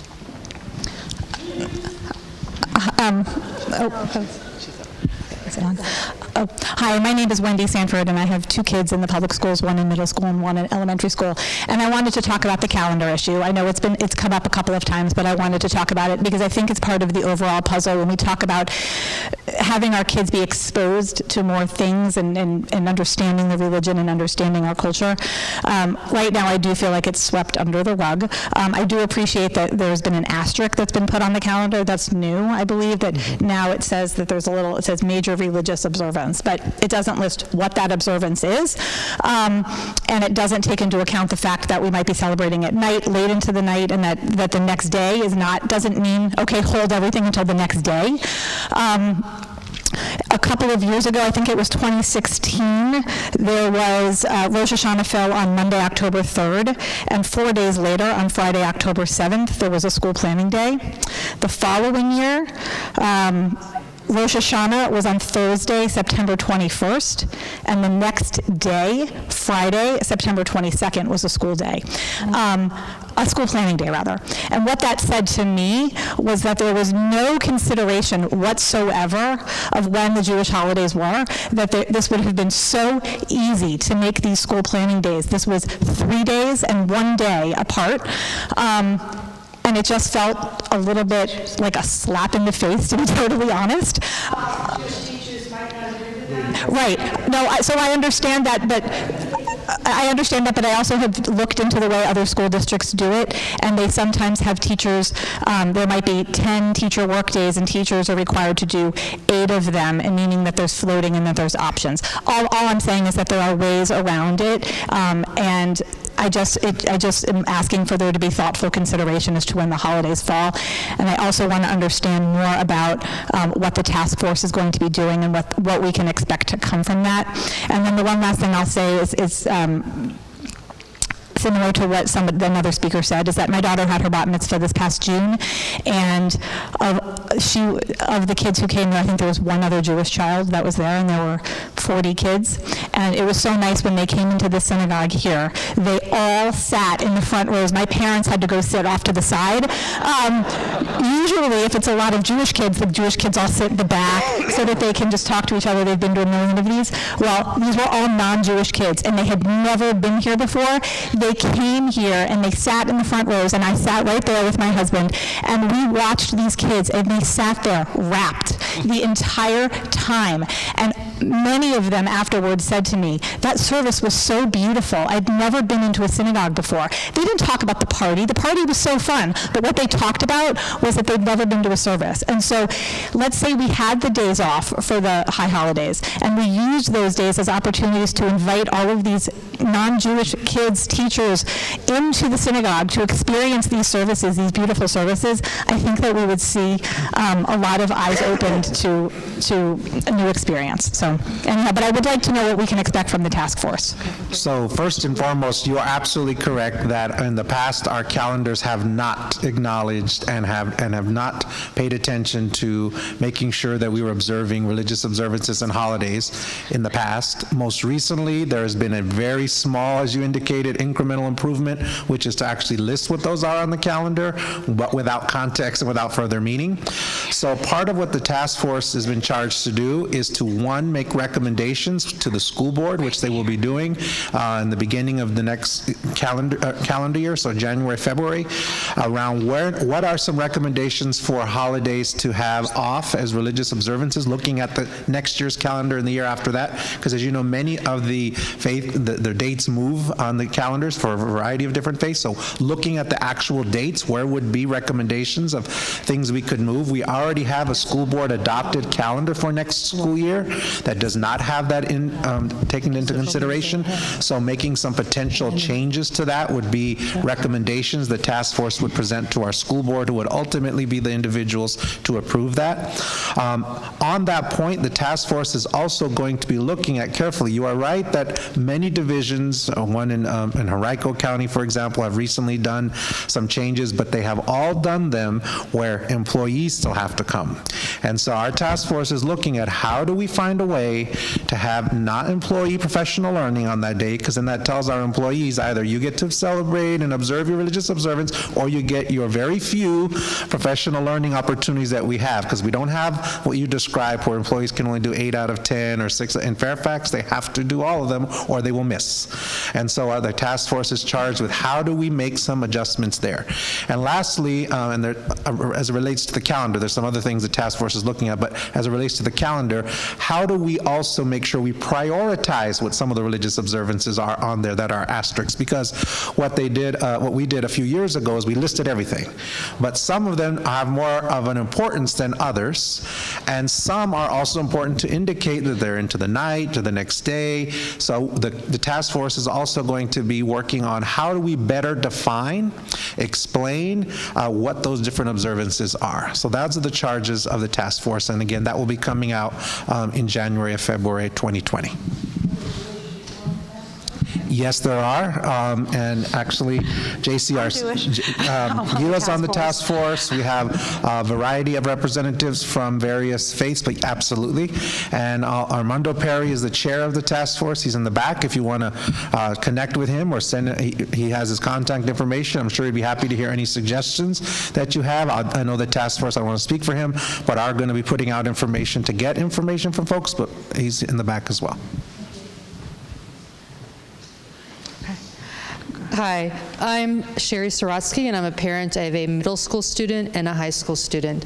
This question is for you, as opposed to giving you feedback. I have a question and also a thank you. Thank you for coming out here tonight and being open to this conversation. That says a lot in itself.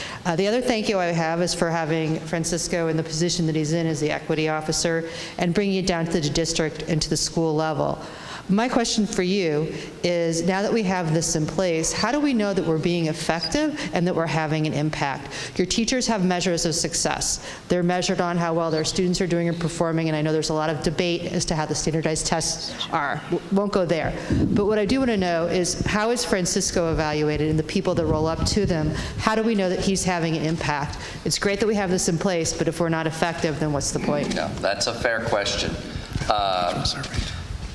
Multiple things. First, I want you to know that we have developed, with Francisco's leadership, an equity profile of our division that starts to look at a lot of our strategic plan data through an equity lens. So I am hopeful. Part of where I want equity, I want to embed it into the overall regular performance of the division and see improvement in our strategic plan measures as it relates to equity. And that equity profile is going to be published annually. This past year it was system data. We're going to move to school level data to really show how we're doing.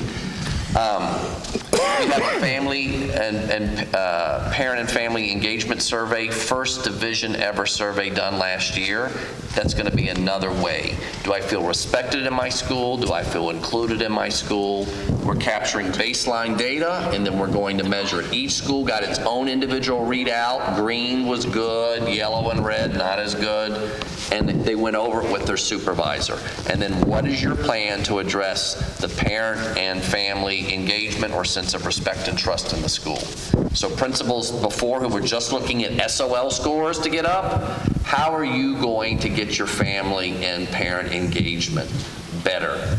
Now, many of our scores were high, but even when you say, even in Fairfax, when we say we're 90%, 10% is a lot of people.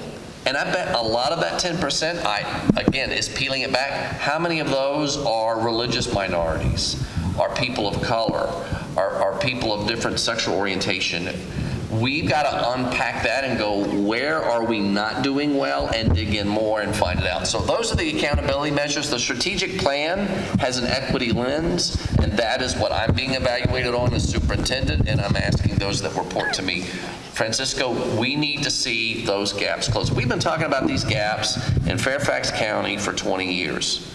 And we haven't moved the needle with all the resources we've had as well as we should. We made some real progress now. We've created Project Momentum. We've seen some real academic progress.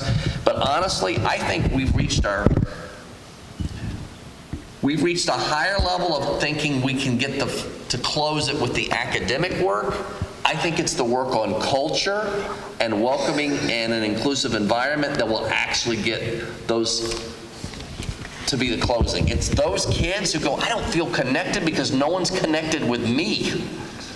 And when you feel connected about your school or community, you're going to have a different effort in the classroom. And I believe that if our students, for example, our Jewish students feel those teachers understand my faith and what it means to me, I'm going to have a different feel about that connection to the school. And not feel that way when I see just Christmas ornaments and Christmas tree being sold from the parking lot, right? So I think that's it. The strategic plan with the equity lens, and if there are other measures you think we should be looking at, as I said, the family and parent engagement's a new one, let us know. I want to thank you both so much for all the time that you've given and here for the very candid discussion. I think there were a lot of fabulous ideas put on the table. I have always given the last word to Rabbi Schwartzman. Of course, thank you. I think I'm out of juice, so I'll use my loud voice. I'm Amy Schwartzman. I'm one of the rabbis of this congregation, and first of all, thank you so much for being here, as we're going to hear more from. I've been here for 30 years, and this is really the first conversation like this that's ever happened in this sanctuary. So that's a statement right there. I want to say to all the parents who are here, I'm a parent, also of Fairfax County School, children. I want you to know that there are a lot of clergy working on this issue. I want you to know that every year the clergy of this congregation sends a letter to every principal in Fairfax County, middle and high school, in Arlington, and in the City of Falls Church, explaining our holidays, making sure you know the dates, and asking for some very basic understanding. We ask that that letter be shared with the teachers. We obviously don't know how well that's been going on for about 10 years. Okay. I also want to mention to all of us, the Jewish community here, what it feels like for us. We have to remember also what it feels like to be a Muslim, to be Hindu. Like, this is not only our issue, and it's incumbent upon us as Jews to think beyond ourselves.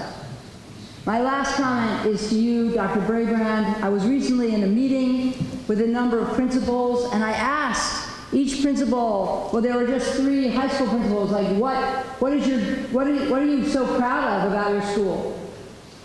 One principal said that they're really proud of the percentage of kids who graduate with the advanced degree. Whatever that is. I know what that is. My kids graduated that too. Another principal said they were proud of the increased number of AP classes that are available in their high school.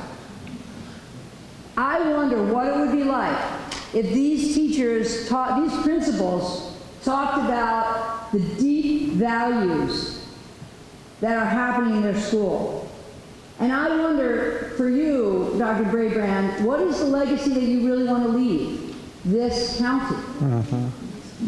And I wonder if we can I think about that. I live in this county. I'm a rabbi in this county. I think all the time, what is it I'm leaving this congregation, this county? And I want to go to the 10,000 up there and ask you, what is your legacy going to be? And are we a part of it? So the easiest question last, I see. That's why she gets the last word. But I do have the answer for that. I believe the answer, listening to what you just said and this experience. This has been an excellent school system for a long time, but it's not been an equitable school system. I've been in the majority of about everything in my life that I can be. My sexuality, my religion, I'm a Christian, my gender, my race. I'm a product of this system. I came as an intern 25 years ago as a career switcher. I want to open the door for equity and let this whole community know equity is okay, there's nothing to fear, and it's about bringing people to the table. No one's got to get kicked off the table or away. And I think I have a skill set to bring people together. My degree from Georgetown was foreign service to be a diplomat. And then at the end of my college career, like some of you're going to experience with your own children or have, I went, wow, you just spent all this money on me in Georgetown to be a diplomat. I really don't want to do that. But the reality is that training has come to me full circle because the world is here in Fairfax, and I was trained, and I think I have skills to bring people together, and I'm going to do that over the next few years. I've put some things down already. There wasn't a chief equity officer when I arrived. There weren't equity leads when I arrived. There wasn't a calendar task force.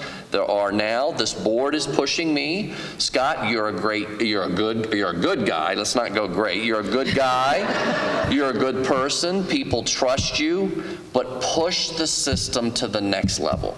And I believe I can do it. You'll be the ultimate judge. But I can tell you this won't be the last time I'm in this temple. I can tell you that right now. And it's not going to be our last conversation.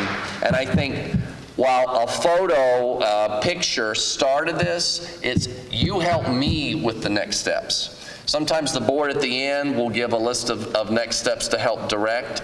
Help me know what would be, okay, these were two powerful meetings. What could it look like? Is it a community event next fall before the High Holy Days, or inviting a twist where we're invited somewhere to...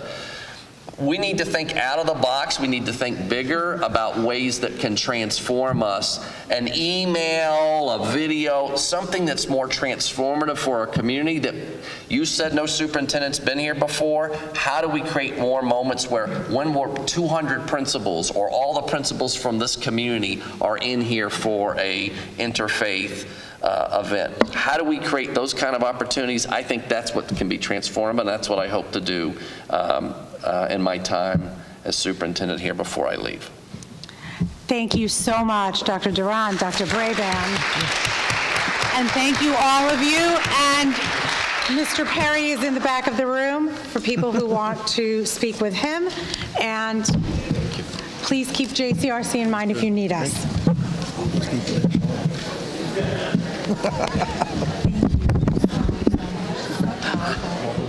Prayers.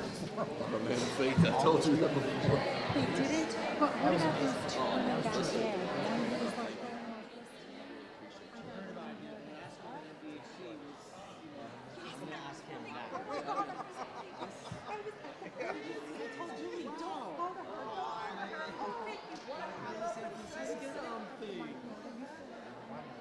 Oh my God, super! Oh my God! She was my cooperating teacher. I was ready. That's very, very important. Yeah, that's important.